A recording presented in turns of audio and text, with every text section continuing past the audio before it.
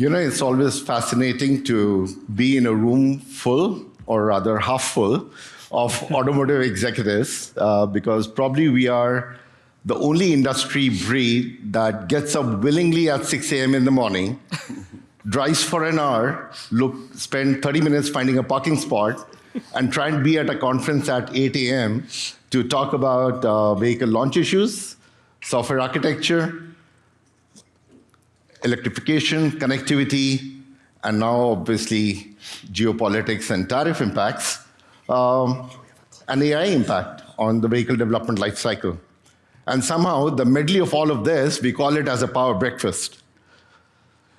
So thank you so much for coming in. Good morning to all of you. I am Firoz Raza. I'm the Vice President of Strategic Engagements at KPIT Technologies.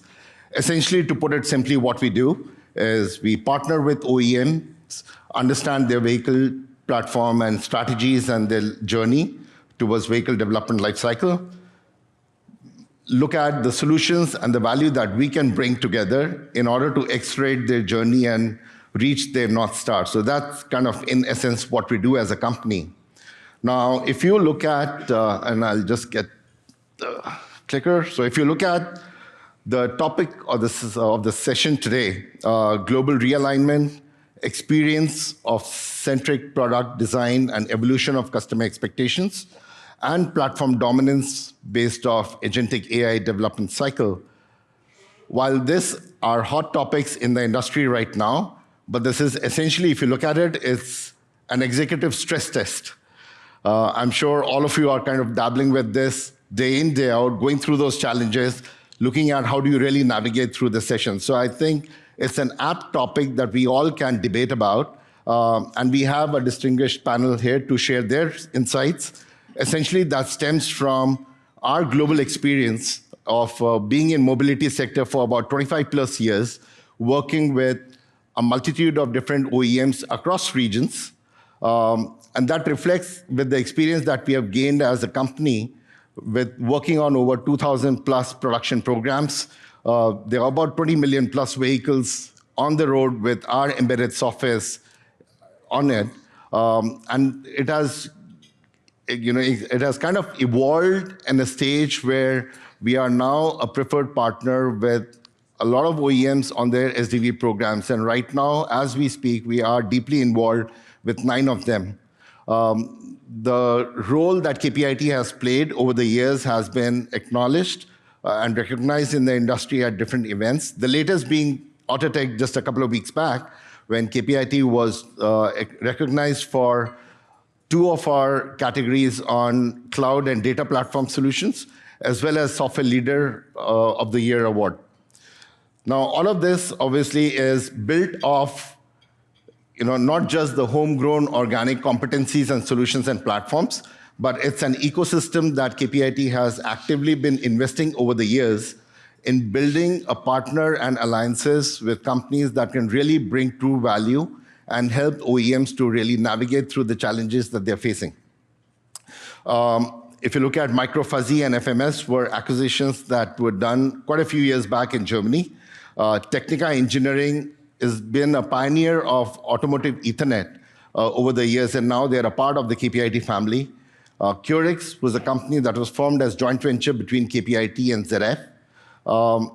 And we have been actively investing in Helm AI as well in the space of AD and self-driving vehicles. Cymotive was another example that plugs in a critical piece of cybersecurity when it comes to vehicle development. And we have been partners with them, investing in their product development over the years. And just about a month back, we announced them coming as a part of the KPIT family fold as well.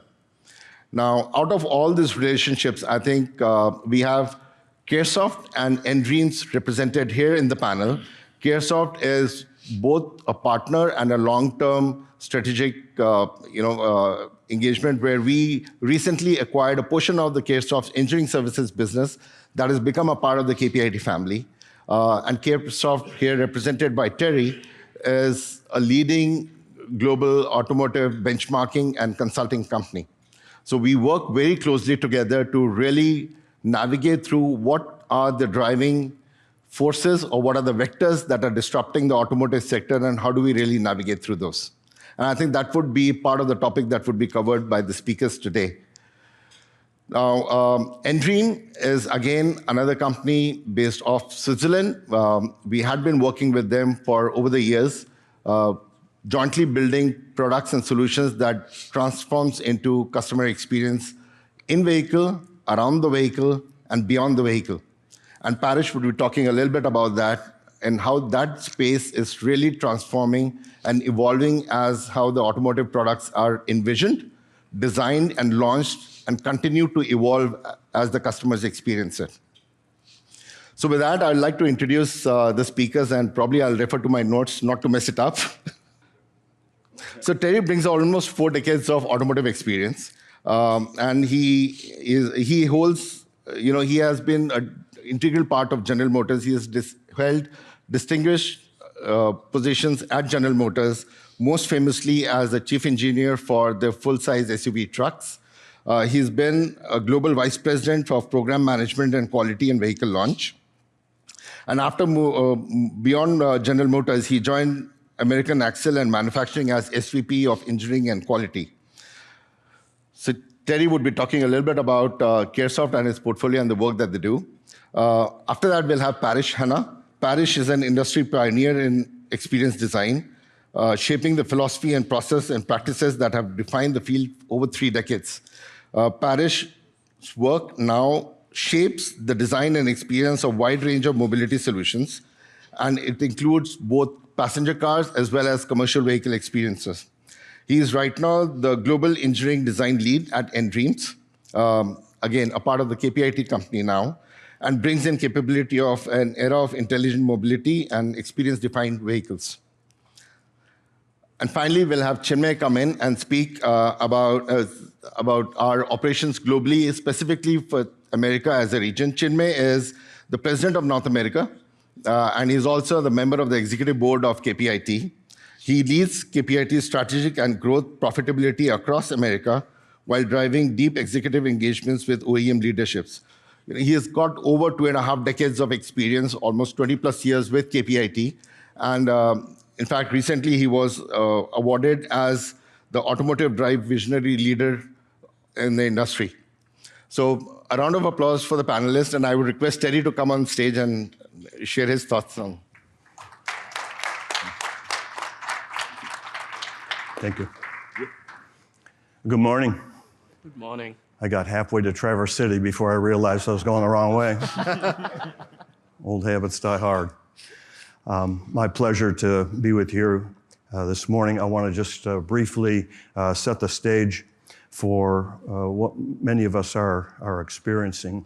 And this comes from the benchmarking work that we do in the auto industry, what we learn from these teardowns and the analysis we do, and the industrial anthropology, what we can learn by doing that about the manufacturers.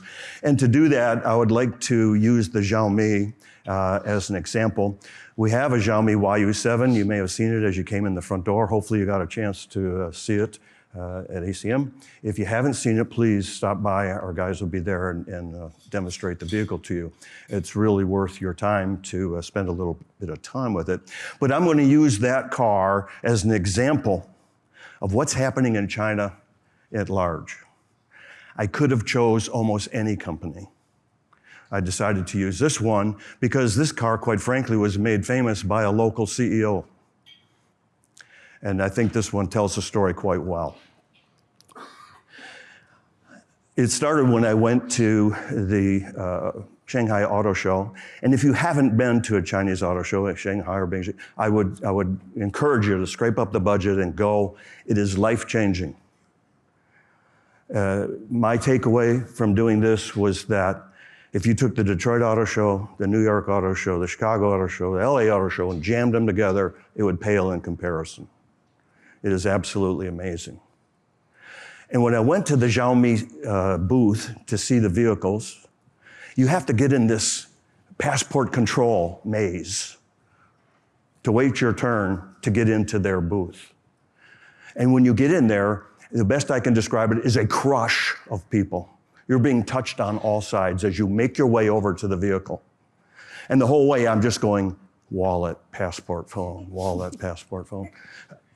And after you get to the vehicle and look at it and understand it and see, I was exhausted.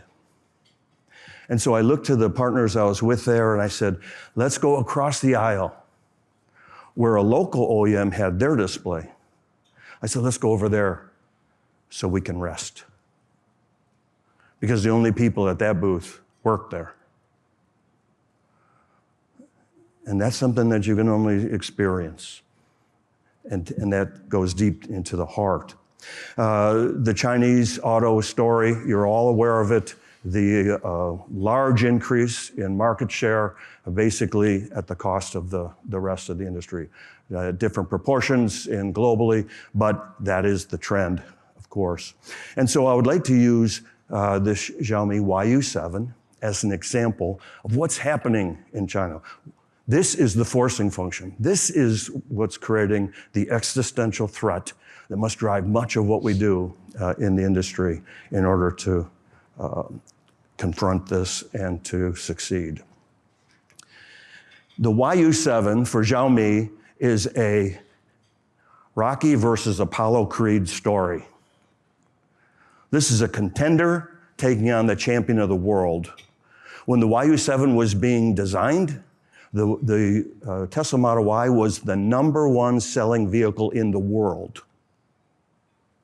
And so Xiaomi said, take it on and beat it. That's a tough challenge. And that's what they did. And as you see the product, and as I evaluate the product at the end of the store, once they launch and you get a chance to spend time with it, disassemble it, see how it's been designed, see how it's been assembled, experience it from a customer's perspective, I was left in awe. I've been evaluating vehicles for 48 years.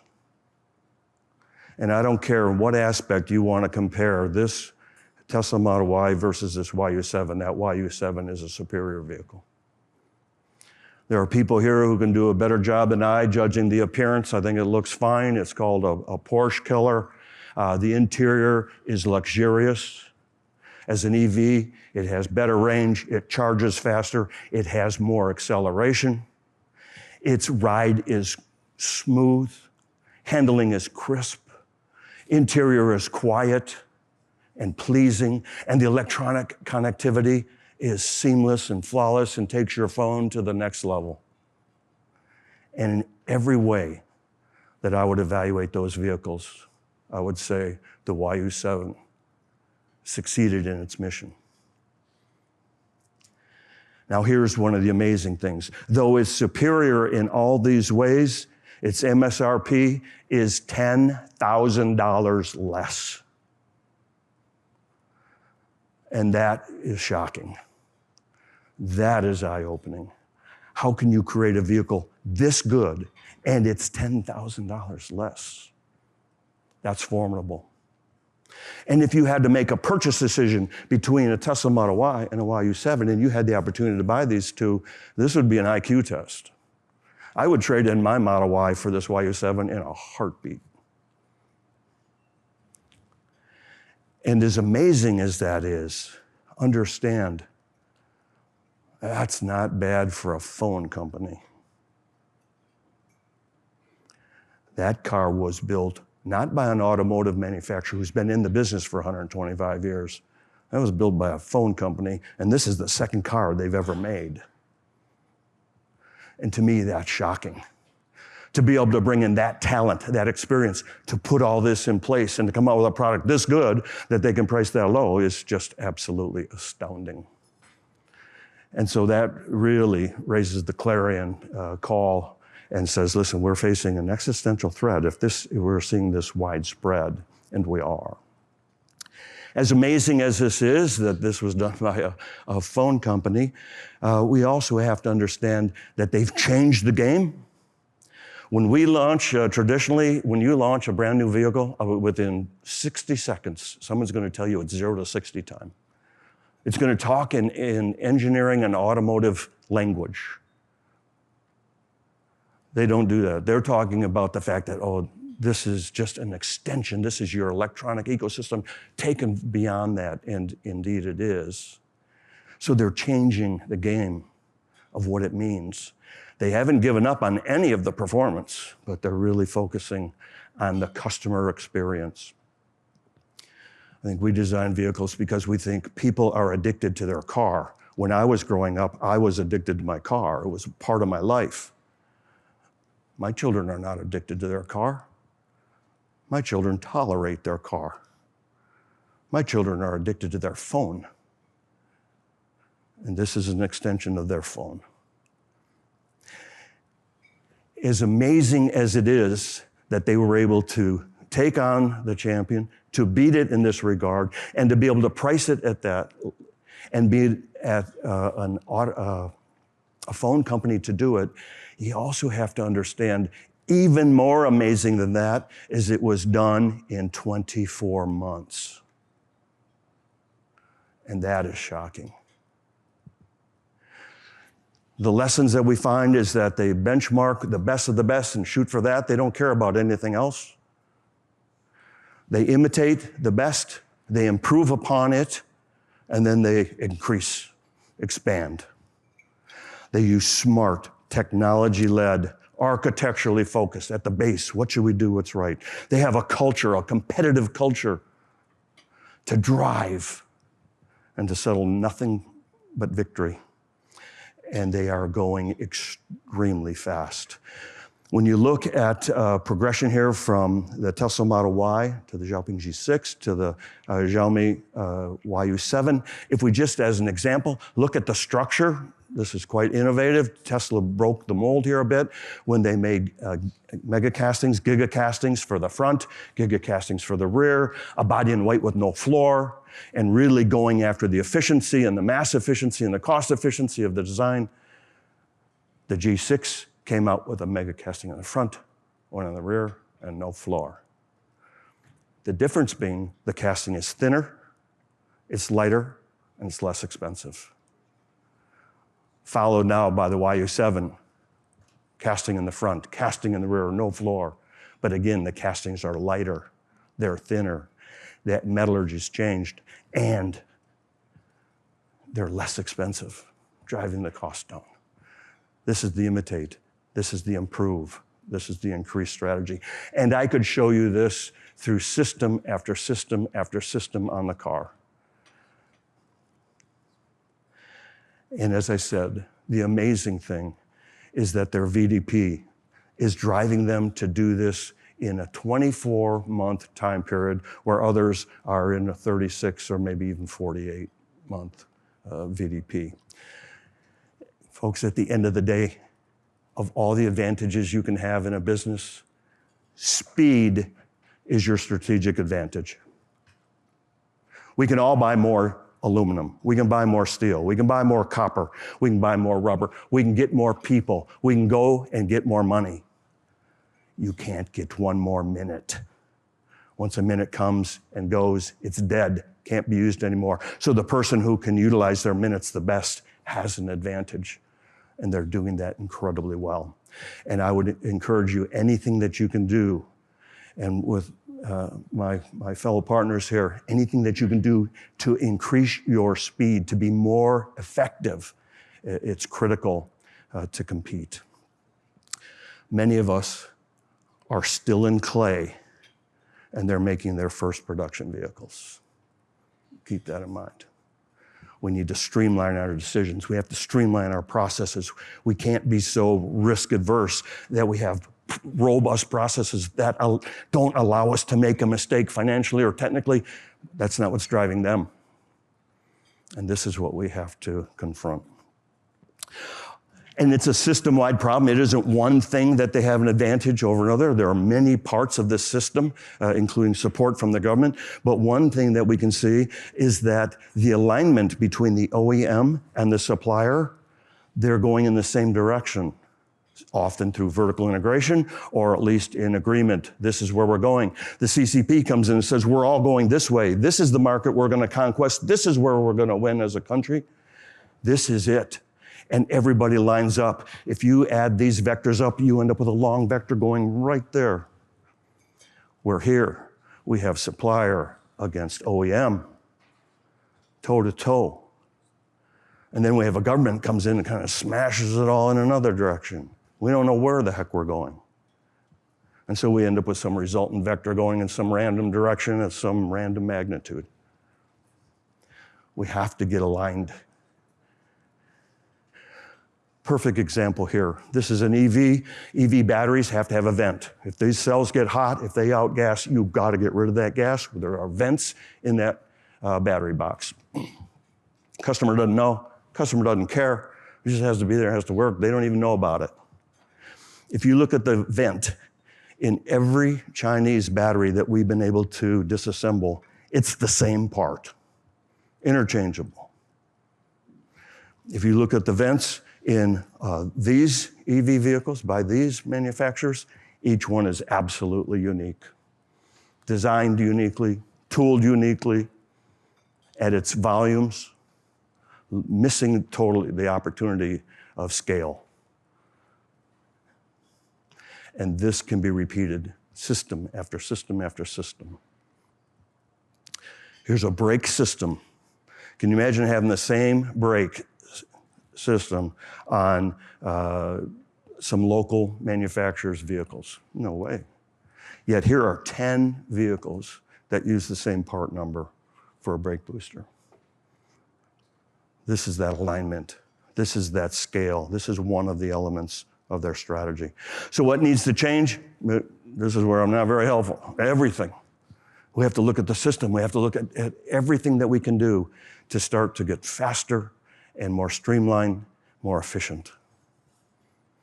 They have a large advantage when you look at various elements from all the way from the profit margins that they're creating, all the way to the support from the government. There are various elements. There they are. You can complain about them all you want. Doesn't matter. There they are.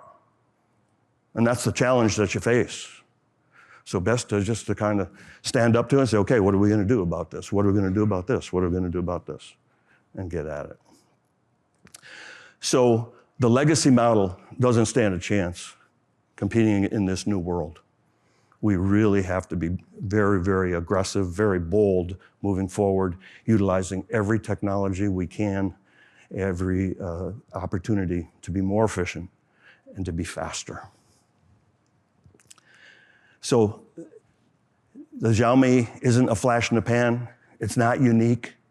It's just what's happening.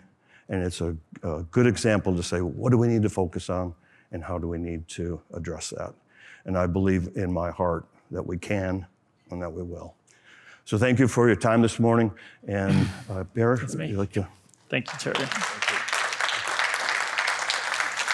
right, thanks. So good morning, everybody. As Terry mentioned, yeah, there's the addiction versus toleration of vehicles, right? So we're going to shift gears a bit here and actually talk about ourselves to some extent. I think everybody took a journey this morning in a vehicle, whether it was driven for you or you're driving it yourself. Show of hands to the addiction part or the connection. How many people have a name for their car or a car in their household by kids or so forth? Okay, I'm always curious because at one time, everybody raised their hand, and the utility of it and the connection to it is different. So I represent, the user here. I think the conference has been interesting just to hear the dynamics of pressures of the industries, the volumes, the goals, the mandates, and everything else going on, around the regions. But specifically, for me, it's about the human, right? What each driver in each instance and each moment is kind of thinking, is feeling, how they behave, and what they're thinking about the vehicle. So, and we call it user experience, and along with KPIT, nDream is kind of expanding what we think is going to be a global leader in the UX and the human-machine interface space. So. And to that point, we have this kind of our first product, which we're a startup. nDream is based in Switzerland, so based in Zurich, but with growth happening in the Detroit area, in Munich, Germany, and in India as well. But we've got a lot of learnings, as Feroz mentioned, a couple of years of experience of just integration into vehicles. Our first product is a gaming platform.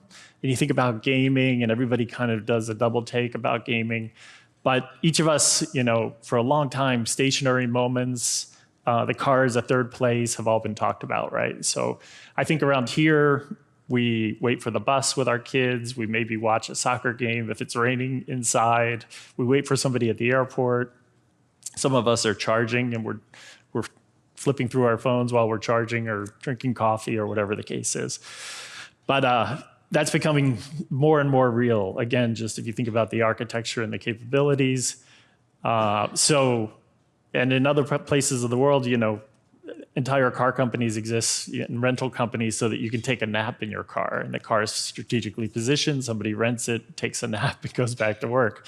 Elsewhere, if you've ever studied kind of flows of traffic and behavior and patterns in the Bay Area, people go to work at 4 a.m. and they sleep for 2 hours just so they can avoid traffic, right? They cross over the Bay Bridge and things like that. So along with that, plus the genre of competition and connection of individuals and so forth, that's where we've learned quite a bit about human behavior, and doing it through gaming.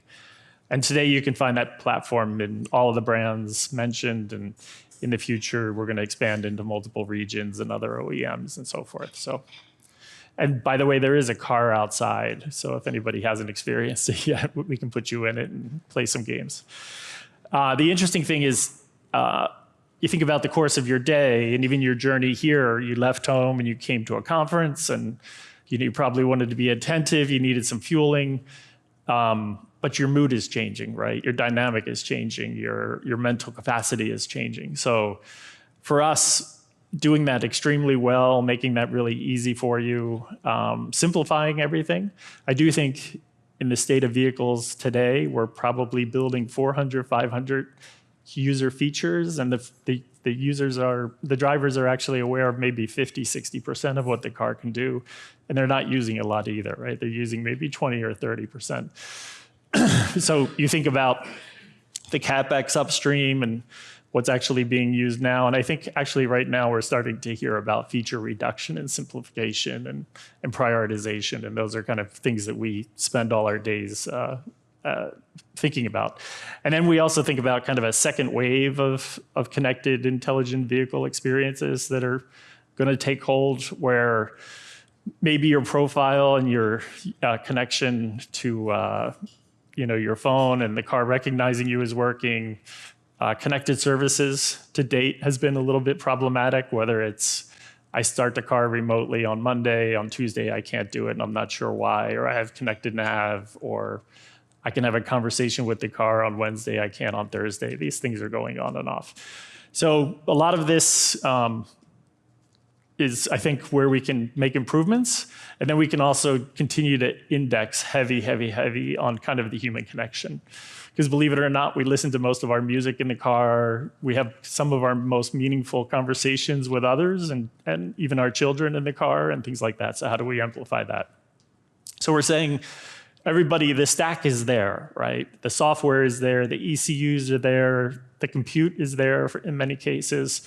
Obviously, there's diversity of architectures and such, but this kind of era of bridging a gap between the vision and the creative exercise and what actually can be implemented is almost going away. So that's kind of the premise of this experience unit, is really everything that we can think of, everything that we can dream up, with the help of KPIT, I think rapidly implementing it will be a significant lift and accomplishment.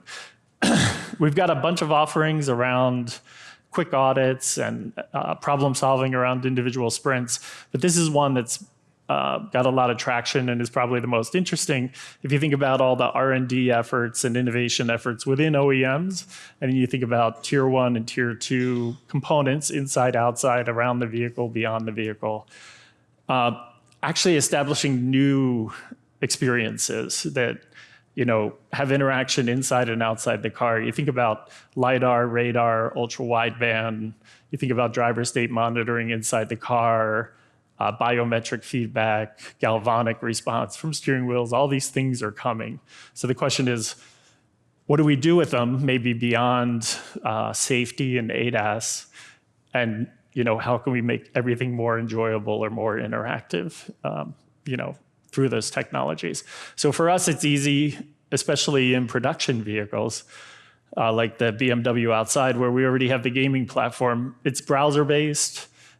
We've kind of overcome integration in multiple vehicle and architecture types. And it's actually a content delivery platform for us to do rapid proof of concepts and rapid prototypes, utilizing all these future technologies, right? So easy enough now to connect future headlights to your IVI system, or if anybody's experienced audio coming through the panels of the car to the outside of the car. So what do you do with that when you have audio and cameras outside the car recognizing people? And then what else can you do, with all the LiDAR and the radar and everything else, to actually build interactive experiences? So this is a bit of what's coming. The other thing you can do is create virtual worlds. One thing with our products is we turn your personal mobile phone into a controller. So the controller helps you interact with whatever's going on. So if you want to be outside the car and interact with the inside of the car, you can do that through your phone. Likewise, if you're in the third row, you can interact with others in the vehicle and so forth.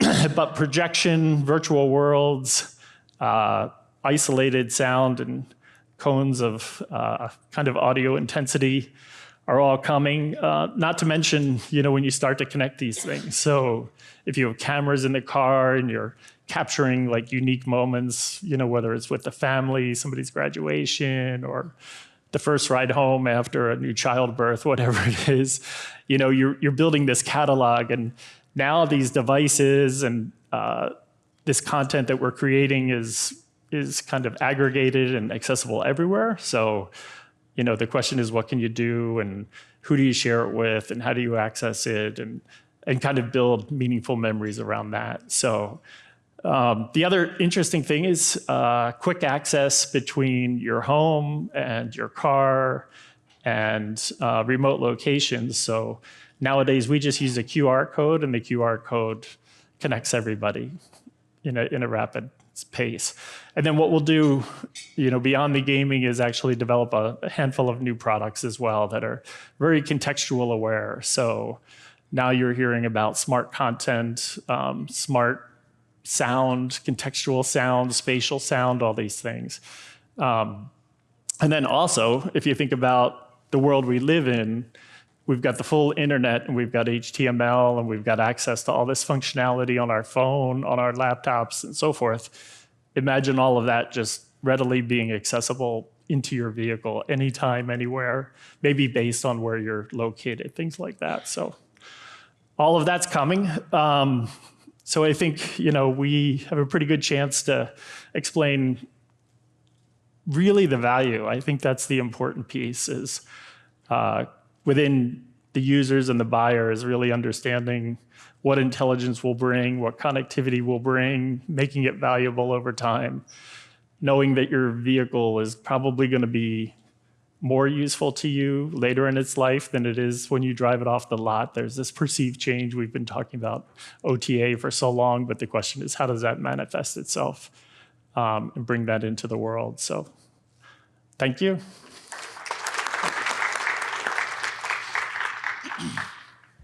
Thank you, Parish. So I would like to first actually thank Terry on the conversation, the highlight he brought about what's outside the wall, in a sense, with what we have here in tariffs. A good wake-up call. Wouldn't need any more coffee today. So thank you for that, Terry. What Parish brought across was something very interesting. This is, in a sense, one of the main places where the whole software-defined vehicle programs will monetize, right? The experience you create out of that rich infrastructure which is being put in the car. How do you create that experience? How do you control that experience? How do you make it richer? How do you make it better? How do you keep changing it? This is going to be very important as one starts looking at all the crazy amount of money which has gone into SDV. How are you going to get it back? Experience is going to be a very important part of that. And then all of it will come through AI. And I want to spend a little time talking about this, because I think this is going to get very tricky. This is also going to be one of the places which is very away from the typical centers of power or the thinking or the decision making we have been operating on for the last 50, 60, 100 years. Right? I think a good way to put it is the new horsepower is actually code. Right? So it's not about how many horsepowers your car has. It's about how strong your code is, how strong your software is. And a very, very strong leverage we have against some of the newer competition is actually going to be use of AI. Use of AI when it comes to experience, smarter interaction, which kind of Parish hinted about. What also Terry talked about, saying that intelligence, saying, I know your calendar, so if you're going to office, I know you stop at Starbucks, right? Hey, do you want me to put that in? Instead of waiting for the driver to put it in, right? So that's one which is AI on the user experience side or on the vehicle interaction side. I think there is a fantastic place to use AI in the vehicle development side. And that's a harder change because there's an inertia which has been built over many years, which has been built over many difficult and tough experiences. When you have a recall, when you experience something which you realize, oh, we goofed up, let's go ensure that we never, ever do it again. The way it plays out is actually on the validation side. So you might have, 10,000 test cases. Every time there's a small mistake, there's 500 more test cases added. But they are added. And there is a place to think using AI, can we do this smarter? Can we do this better? And I'll spend a little time talking about it as well. I believe the other place where AI can have an incredible value is actually on the manufacturing processes side. A tighter, collaborative manufacturing process with the tier ones using AI is going to be a place where we can take a lot of inefficiencies out. And we'll spend a little time talking about it as well. On the AI side, right, this is you would see this quite often being talked about when we are talking to our clients. The standard process, like Terry's slide talked about, is a 3-year, 4-year process, right? It's pretty good because we have been doing this. We know how to do this. It's as efficient as we have been doing. Now, when you bring AI tools, you can do it faster, but it's just the same process, just faster. So you hit the next block, you hit the next milestone faster, right? But the process overall is still rigid. We believe we can have a transformative impact if we start thinking together. And you can have great AI tools and you'll have great AI tools every 90 days. But we have to think about it from an automotive point of view, which means, has the domain got into the tool? Does the AI tool understand when you're talking about autonomous, here is what is unacceptable, right? Does the AI tool understand that when you're talking about engine calibration, this is how, your engine needs to work in your car, which is going to be very different than the next OEMs, right? So that's the domain place. It also needs to understand your own processes, right? Every OEM runs things differently, and rightly so, because they have a product which has to fight in the market and has to feel different compared to everybody else. So there has to be the AI, the domain or the culture infusion which has to come into place, right? That is like the starting place when you want to use AI in your processes. Then you got to have a human in loop, because hallucination is not just a something to talk about. Hallucination plays out. And the ability for the AI tool to hold on to your string of conversation gets weaker as you get more complex. So that human in loop is very important. And that human really needs to have rich experience and deep understanding. So you can say it's less people, but whoever they are, they're far more important and far more impactful. So one has to think through this as you play it out. And then, frankly, the process needs to be completely rehauled. So that is what will play out when we start using AI on the development side. But they are fantastic value generators, right? We have seen integration effort come down by 40% because the AI is able to identify things ahead of time. And as per process, you don't necessarily need to kick it out saying that that's the 3rd milestone down the road, so we don't worry about it right now. AI can help pull these things into early conversation and give us more time to tackle it, right? It has to align, like I said, with your existing processes. You can't completely toss your process out. You have to adjust it and keep building on top of it till you get there. So that's going to be very important. And then for companies who have been here for hundreds of years, the ability to have traceability is extremely important. It's a luxury for startups who have no baggage, in a sense, that they can bring a product in. If it fails, well, you just go fix it, or you do an OTA to it, whenever. That's not a luxury for companies who have been around for many, many years. So the traceability piece is super important, and AI just makes like a non-event out of it, just takes care of it through and through. I talked about the integration piece anyway. The last piece I want to talk about, there's one more point as well, is actually on the validation side. And Terry talked about validation takes 12 to 24 months. That's one of the biggest parts of a vehicle launch. And it's for folks who have been around, who have seen what the cost of a recall is, who have been hauled at the Congress and are asked hard questions by the government. Validation is not what you cut corners on. But we believe when you start using AI, when you start using virtualization, when you start thinking about your full validation process, there's an opportunity to shrink it drastically. And that means you start the process early. you start validation much early than the typical way. And you do validation through the process instead of doing validation at the end of the process. It's about virtualizing. The ability with the GPUs and the new processors which are available means you can actually virtualize like a digital twin and start doing validation on that. And you can have an overnight build available to do validation cycles all over again as you keep making your product or making your software better over the development cycle. Very important. The next piece I want to really stress about, and this is where it gets like on the governance side, right? Do we have KPIs which force automation in this process? Are we tracking those KPIs to really push the team to think about this?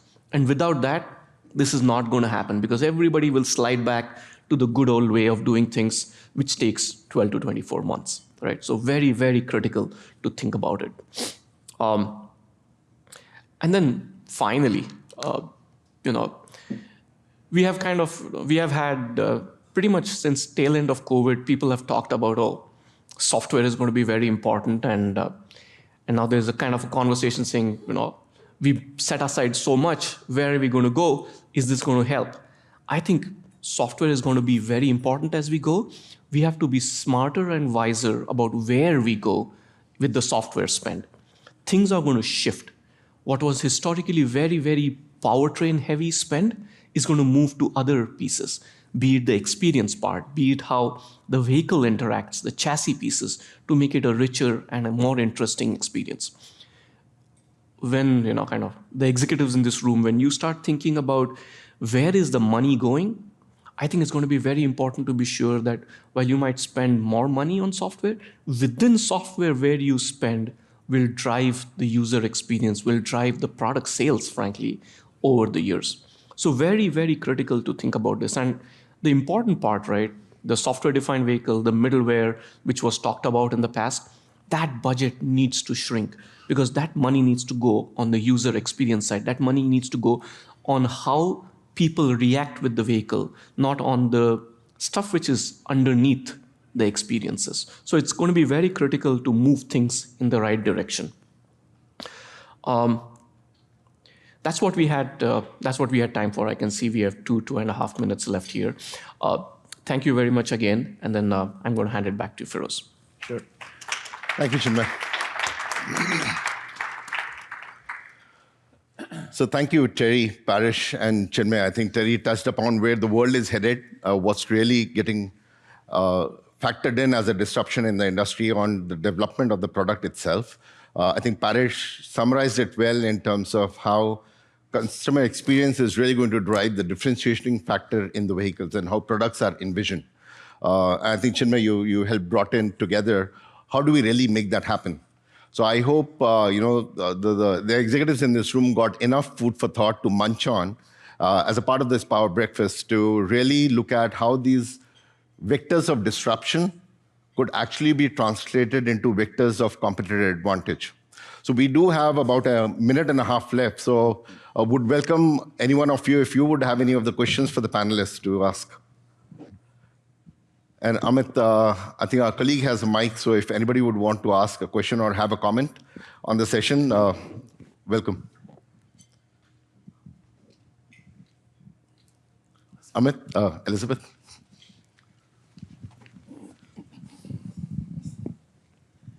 Hi, you talked about return on investment for some of these software products and about software and AI increasing 2 times by 2030.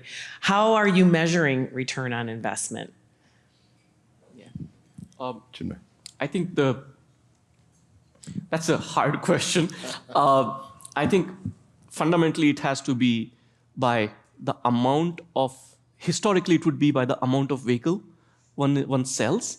But I think with the more continued interaction with the vehicle, the return on investment actually comes through how do you ensure that you're getting more consumer time with the vehicle, how you're able to have a better after point of sale interaction, right? Where the ability to have kind of premium products positioned into the vehicle post point of sale the aftermarket transformation which comes into place, and the ability to tap into that will be the places which you will come in.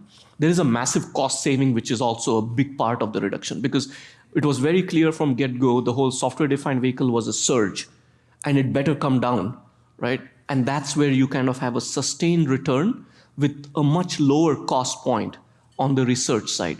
So to me, there are three places it will play out. It's going to be a brutal competition, so you have to win a market share, or more products have to go out. Second is the OEMs can actually make money from the product after it is sold, not only when it is sold. And the third, the current cost structures need to get completely kind of have a big drop to come into play. Those are the three places where we see the returns. And if I can add to that, I think one simple way of seeing that reflected is what Terry shared as his example of him wanting to switch that vehicle in a heartbeat. So I think end of the day, it's all about customer experience and how you really make them excited about a particular product. And I think that's all what will drive all the metrics that Chinmay spoke about. So thank you, Elizabeth, for that question.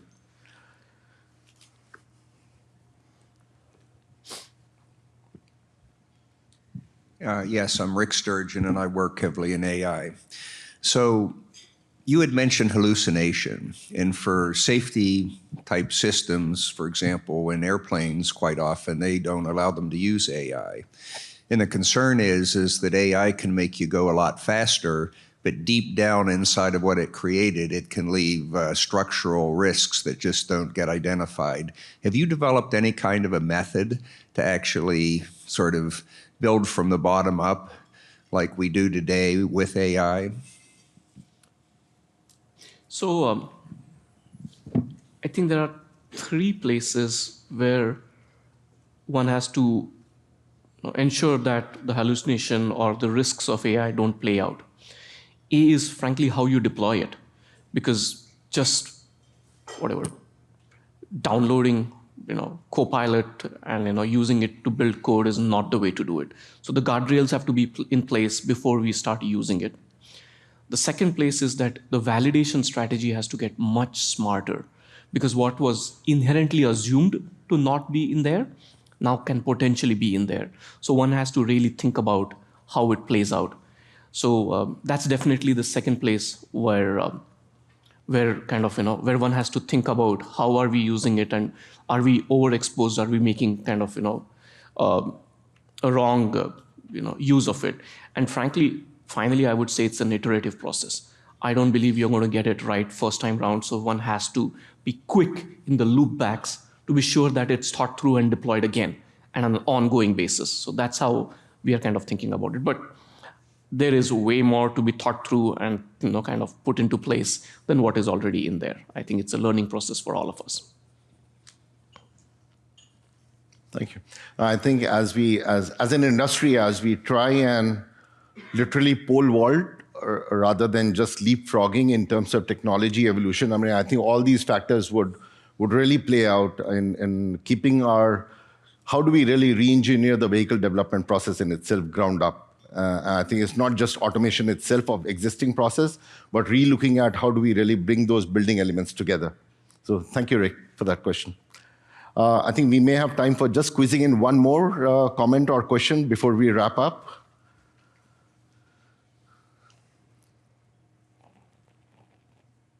Or if not, then, well, thank you so much, everyone, for joining us for this Power Breakfast. And I think we'll head out to the next session after maybe about 10 minutes. Thank you. Thank you.